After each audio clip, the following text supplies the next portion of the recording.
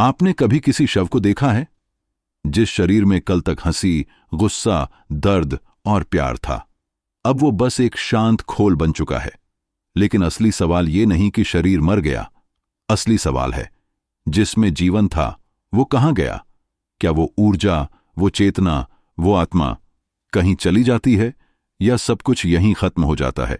भारत के प्राचीन ग्रंथों से लेकर नासा के वैज्ञानिक तक, तिब्बती मोंक्स से लेकर ब्रह्मांड के रहस्यों तक, हर कोई पूछता है व्हाट हैपन्स आफ्टर डेथ। और खासकर वो रहस्यमयी 12 दिन जिसके बारे में हमारे वेद, पुराण, गरुड़ पुराण और उपनिषदें चुपचाप बहुत कुछ कहती हैं। आज हम आपको एक ऐसी यात्रा पर ले चलेंगे जहां विज्ञान, अध्यात्म और यूनिवर्स की सीमाएं एक दूसरे से टकराती हैं और वहां से निकलता है एक सबसे बड़ा रहस्य, मृत्यु के बाद आत्मा की कहानी। जब दिल की धड़कन थमती है और सांसें रुक जाती हैं तो डॉक्टर कहता है पेशेंट इज नो मोर। पर हमारे शास्त्र कहते हैं यात्रा अभी शुरू हुई है। गरुड़ पुराण के अनुसार मृत्यु के क्षण में आत्मा एक क्षण के लिए भ्रम में रहती है। वो देखती है खुद को अपने मृत शरीर के पास खड़ी हुई। वो चीखती है, चिल्लाती है, लेकिन कोई नहीं सुनता।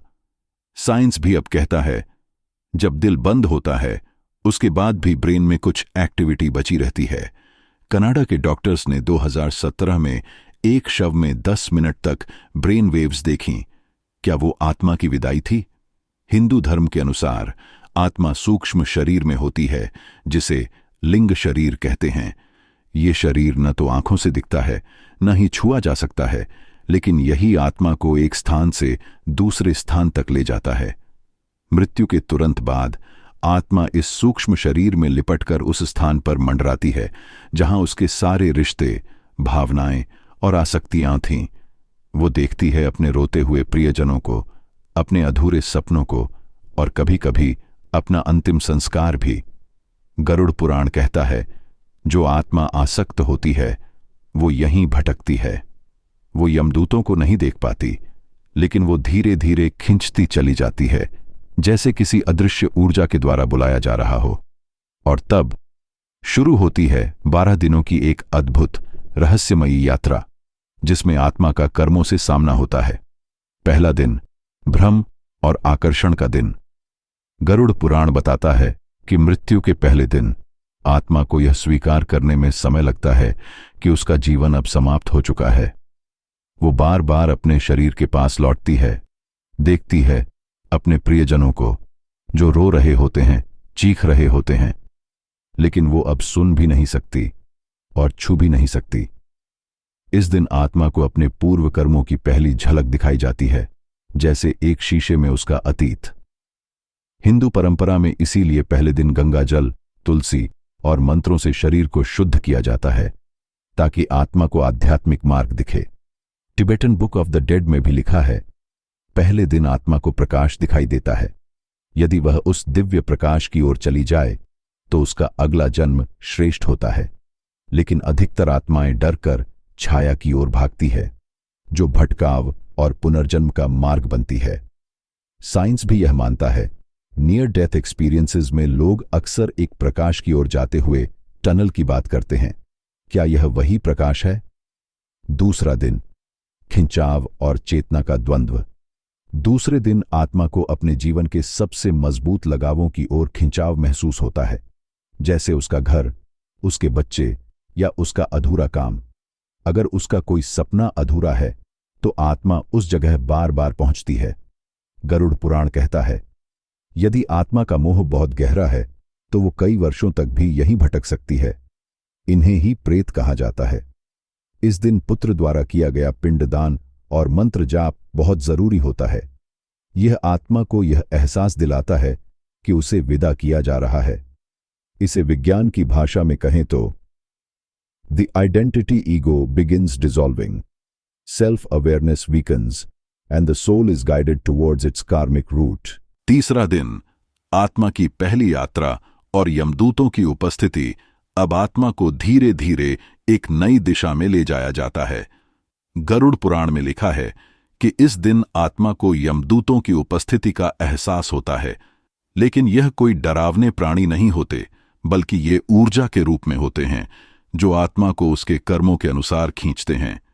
इस दिन आत्मा को पंचतत्वों से मुक्त किया जाता है, इसीलिए इस दिन अंत्येष्टि श्राद्ध संस्कार होता है, जिसमें शरीर को अग्नि को समर्पित किया जाता है।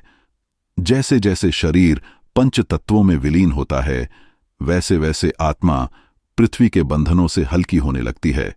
स्पिरिचुअल फिजिक्स कहती है, consciousness detaches from matter over time. Matter is temporary but consciousness is a field, और यह अब एक नई दिशा में गति कर रहा है। जब आत्मा देखती है अपने जीवन का सच, बिना झूठ के, बिना बहानों के, 4 दिन बीत चुके हैं। अब आत्मा को धीरे धीरे यह समझ आने लगता है कि वह केवल शरीर नहीं थी, बल्कि वो चेतना थी जो अपने कर्मों की गठरी लिए चल रही है। अब शुरू होती है वो यात्रा जिसे शास्त्रों ने कर्म दर्शन कहा है। यही वह पड़ाव है जहां आत्मा पहली बार स्वर्ग या नर्क जैसी अवस्थाओं को अनुभव करती है, लेकिन स्थायी रूप से नहीं। ये बस झलकियां होती हैं, जैसे किसी कोर्ट रूम में उसके कर्मों की सुनवाई चल रही हो। आत्मा की कर्म रिपोर्ट खुलती है गरुड़ पुराण के अनुसार। चौथे दिन आत्मा को एक दिव्य दर्पण के सामने खड़ा किया जाता है, जिसमें उसे उसका पूरा जीवन दिखाई देता है। लेकिन खास बात यह है, वो सब कुछ एकदम साफ और बिना किसी बहाने के देखती है। जिस पल उसने किसी को चोट पहुंचाई थी, वो दर्द अब आत्मा खुद महसूस करती है। जिस दिन उसने किसी भूखे को भोजन कराया था, उस पुण्य की शीतल ऊर्जा अब उसे छूती है।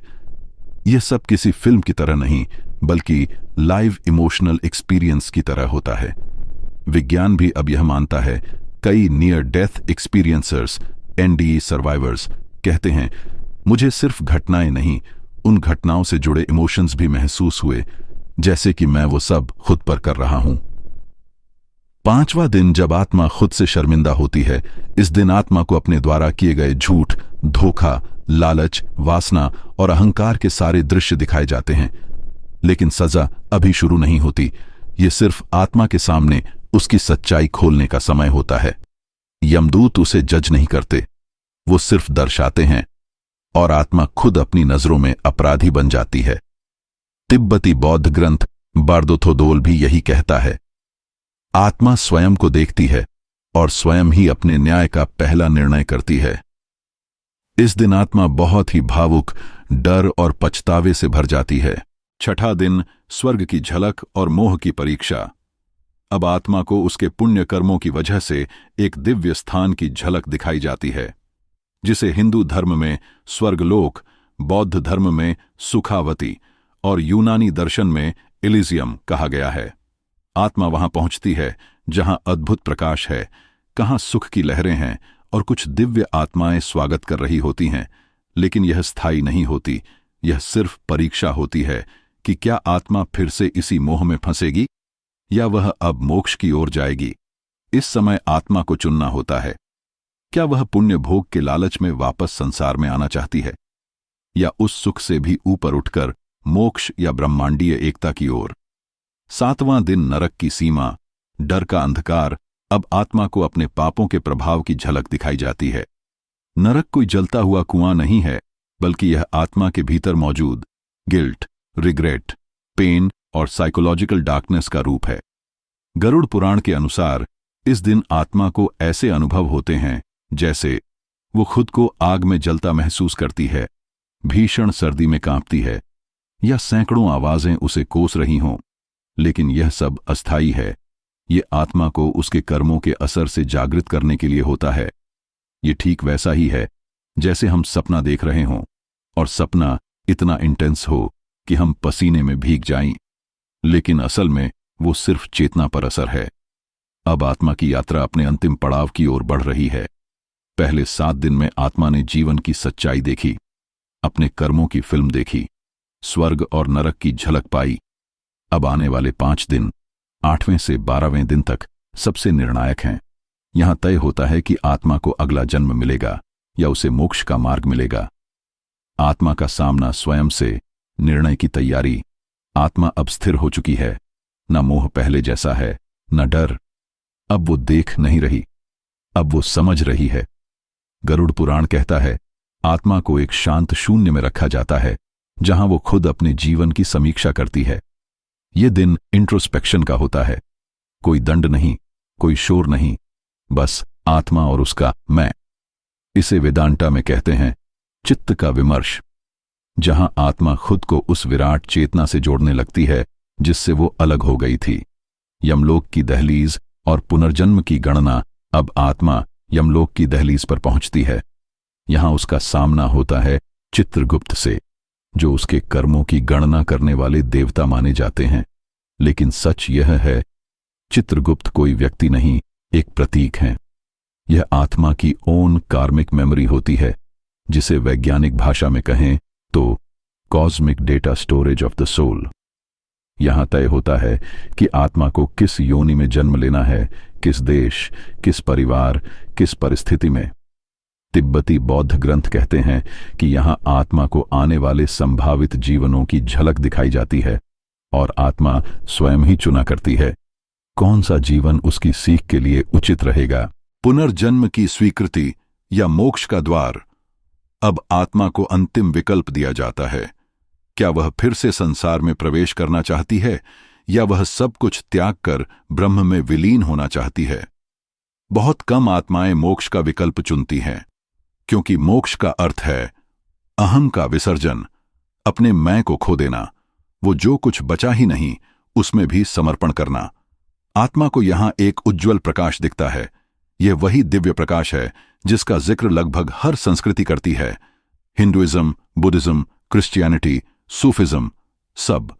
जो आत्मा इस प्रकाश में प्रवेश करती है वो मोक्ष की ओर बढ़ जाती है, जहां न पुनर्जन्म है, न मृत्यु, न दुख, न सुख, बस पूर्ण शांति।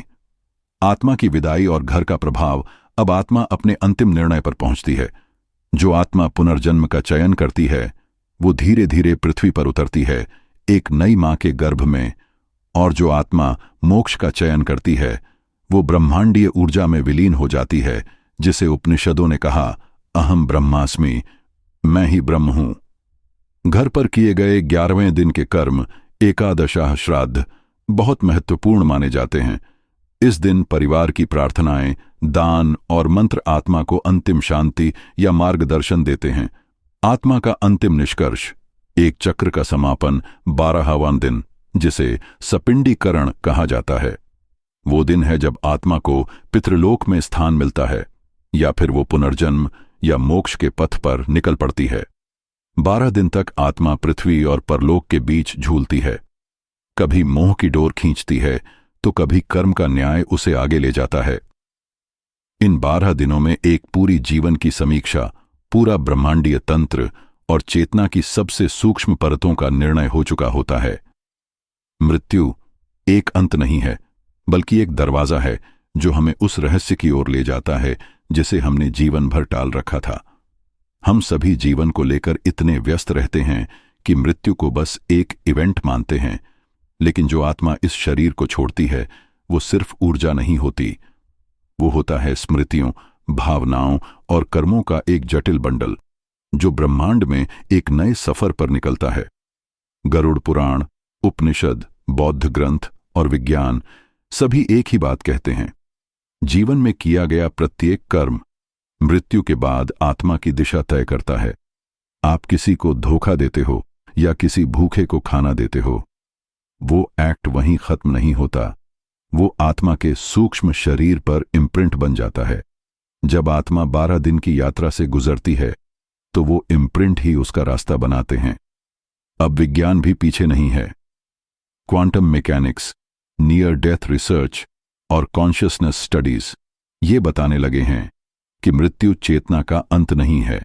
यह संभव है कि आत्मा या कॉन्शियसनेस एक हायर डायमेंशन में यात्रा करती हो। मल्टीवर्स के सिद्धांत तक कहते हैं शायद मृत्यु के बाद हम ऑल्टरनेट रियलिटी में एक नया जीवन शुरू करते हैं। क्या इसीलिए हर संस्कृति में मृत्यु के बाद प्रकाश, आवाज, सुरंग या दिव्य दर्शन की बात होती है? तो असली सवाल यह है, हम अभी जो जीवन जी रहे हैं, क्या वो अगले जीवन का बीज है? क्या हम इस जन्म में ही तय कर रहे हैं कि अगला अनुभव स्वर्ग जैसा होगा या नरक जैसा? क्या हम सिर्फ जीवन की तैयारी कर रहे हैं या मृत्यु की भी तैयारी करनी चाहिए। जीवन को जियो जैसे कि मृत्यु कल आने वाली है, और कर्म ऐसे करो जैसे कि आत्मा अमर है। 12 दिन की आत्मिक यात्रा हमें यही सिखाती है कि असली मोक्ष बाहर नहीं, बल्कि भीतर की शुद्धता, सेवा और प्रेम में है। हम जिस मोह, घृणा, लालच या अहंकार से बंधे हैं, यही हमारे कर्म बनते हैं और यही मृत्यु के बाद आत्मा को रोकते हैं।